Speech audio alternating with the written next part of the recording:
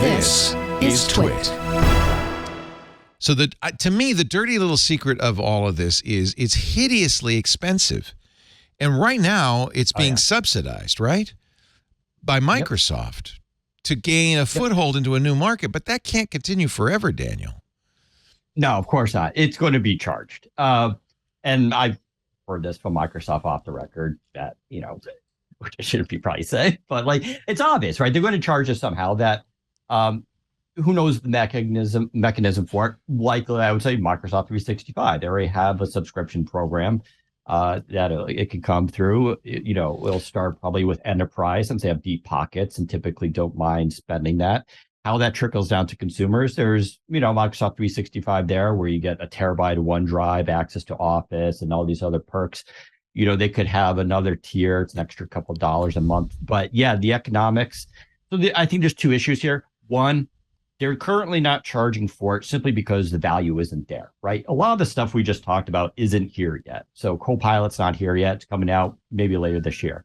Same thing with Copilot for Office. So a lot of the stuff isn't here. So it'd be premature to charge people for it when you're not really getting a lot out of it. You have the Bing chat. Okay, it's cool, but is that worth money? Probably not.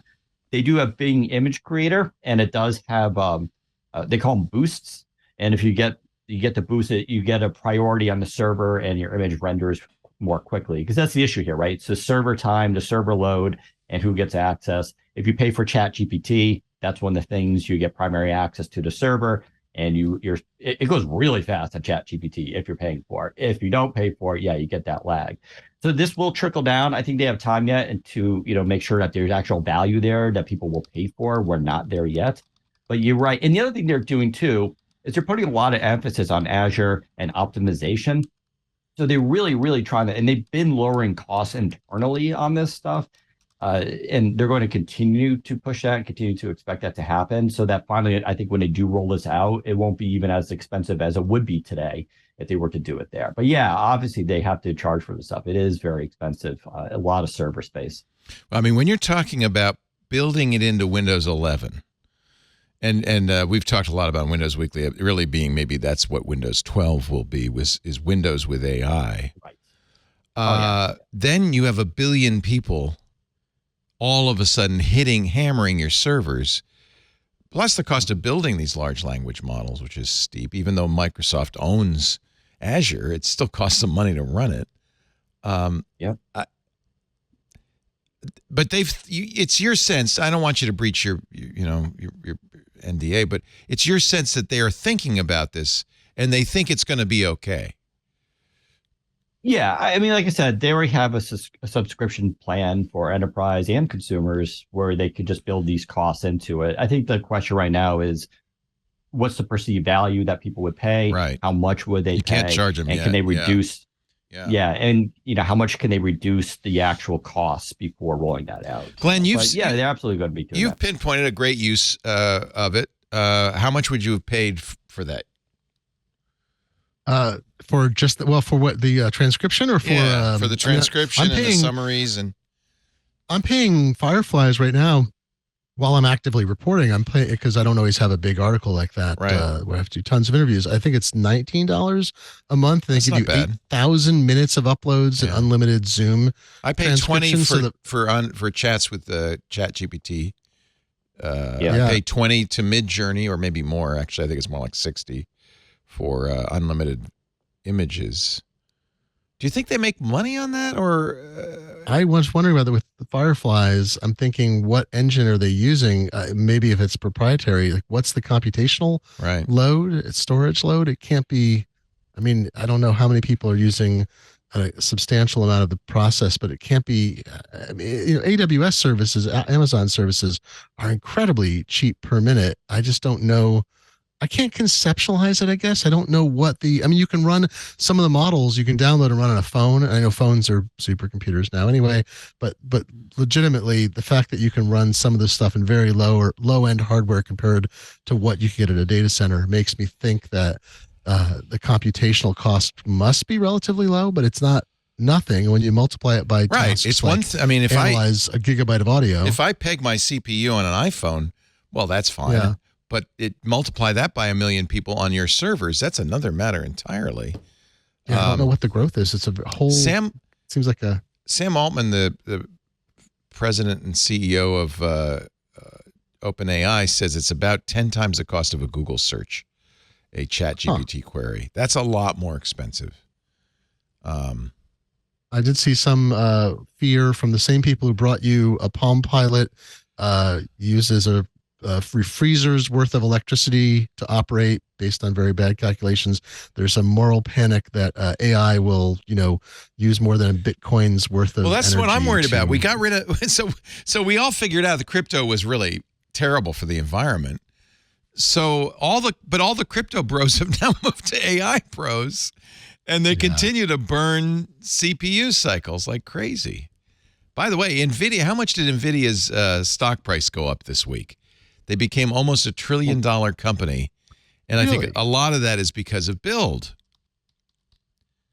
Because they need their GPUs and everything for AI. They're positioned, and they do their own AI. So NVIDIA is positioned really well for the future. They're in automotive, they're in gaming, they're in every growth category basically. They've been releasing products. The 5-day trend. This is now Wednesday, May 24th, right after the Microsoft keynote, keynote number 2. I think that as I remember, they went up. Their market cap went up $200 billion. I think, as I remember. It's kind of crazy that the GPU, which was this very kind of specialized niche thing, like mostly of interest to gamers or people who were, like computer animators, has become this like really desirable computing commodity. Mm-hmm. Yeah. And Intel has badly missed that transition. It's not the only transition that Intel missed, but it's not that bad for Intel, but you're right about the GPU. I mean, for instance, the blurring in my background, I always talk about this. This is done by NVIDIA. You use that NVIDIA technology, don't you? That's really good. Yeah. So this is using the GPU real time to blur the background. It's also doing my voice in the sense that it filters out my background. Plus, look away from us. Oh, I didn't do the eye. Do the eye, Daniel. Do the eye trick. Give me. Last time you were on, you had eyes looking through your hand. No. We made that the okay, thumbnail. now it's on. Okay, Daniel NVIDIA is worth. He can't look away. See, from now us. I'm closing one eye. I'm trying to close one eye, and it doesn't like it, huh? He cannot look away. It tries to make. Okay. Yeah. He's trying. He can't. Yeah, if I'm looking down. No eyes through your eyelids. It's gotten better. It actually, it's gotten better since the last time. Put your hand in front of your face. Let's see. Let's see if it still does that. It's trying. It's trying to look through your hand. This is like a Luis Buñuel film. Suddenly. Well, that's creepy. Yeah, I hadn't tried that one before. But yeah, I mean, so NVIDIA is definitely positioned here. I will say that with Intel. Don't forget, so, we're talking about server costs and all that, and that's true, but there's the other half of this that's coming out, right? And that's already kind of out, NPUs, right? Neural processing units. So you'll have localized processing. Well, this was a big thing, by the way, at Build. I think Paul Thurrott brought this up. A lot of the technologies they were talking about on-device technologies require an NPU. I mean, right now, only Qualcomm makes NPUs. It's going to be the fall before the Meteor Lake Intel processors with neural processing units come out. Of course, Apple's stuff all has NPUs now because they're using their own chips.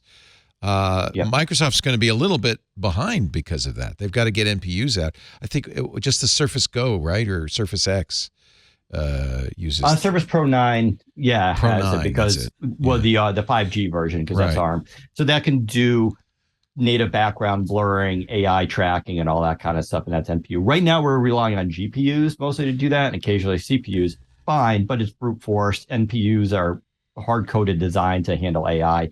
Intel does have theirs coming out, but yeah, you're right. Technically, right now, it's just Qualcomm, and they've been doing it for years because of smartphones. So I just want to point out that Qualcomm is worth slightly more than Intel. They're both around $120 billion, but Qualcomm's a little more. AMD, which has long been the underdog runner-up to Intel, is worth $200 billion, and NVIDIA is worth $960 billion. They've been flirting with that $1 trillion mark. They're almost a trillion. Can you imagine that? 8 times as valuable as Intel. Yeah. Yeah. That might just be an overheated market, right? That's not necessarily what they really are worth. That's their price to earnings. Their price to earnings is 202. You know what? That's a big ratio. I think Warren Buffett said that the stock market in the short term is a popularity contest, right. and in the long run, it's a voting machine. Right.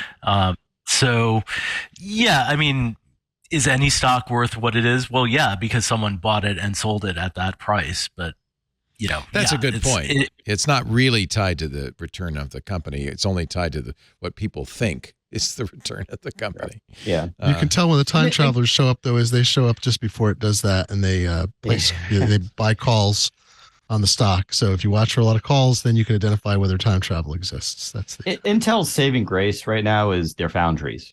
That they build chips, and they're going to be building chips for other companies, right. including Qualcomm. Right. And that's their, I think their next big business move. But their processors are catching up. I think they're positioned long term. They're going to do all right. If you love all things Android, well, I've got a show for you to check out. It's called All About Android, and I'll give you 3 guesses what we talk about. We talk about Android, the latest news, hardware, apps. We answer feedback. It's me, Jason Howell, Ron Richards, WinTwit Dow, and a whole cast of awesome characters talking about the operating system that we love. You can find All About Android at twit.tv/AAA.